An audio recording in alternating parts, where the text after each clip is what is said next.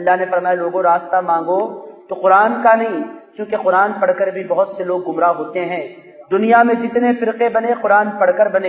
السلام علیکم ورحمۃ اللہ وبرکاتہ۔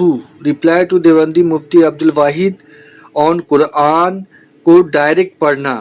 کہ کتنے مسلمان ہیں جنہوں نے قرآن کو اپنی نیٹو لینگویج میں ترجمے کے ساتھ پڑھا ہے، یہ جاننے کے لیے کہ میرا رب مجھ سے کیا چاہتا ہے۔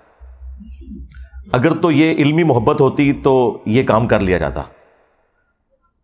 آپ کا کوئی دوست بھی فورن ملک سے اپنی لینگویج کے اندر خط لکھے تو آپ 50 بندے ڈھونڈیں گے جو آپ کو ترجمہ کر کے یہ بتائیں کہ وہ آپ سے کیا کہنا چاہ رہا ہے۔ کتنے ڈالر تو نہیں بھیج دیتے؟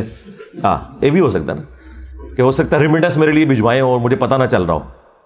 لیکن قرآن وہ مظلوم کتاب ہے کہ جو دنیا میں سب سے زیادہ پڑھی جاتی ہے، لیکن اس کا تاریک پہلو یہ ہے کہ دنیا میں سب سے زیادہ بغیر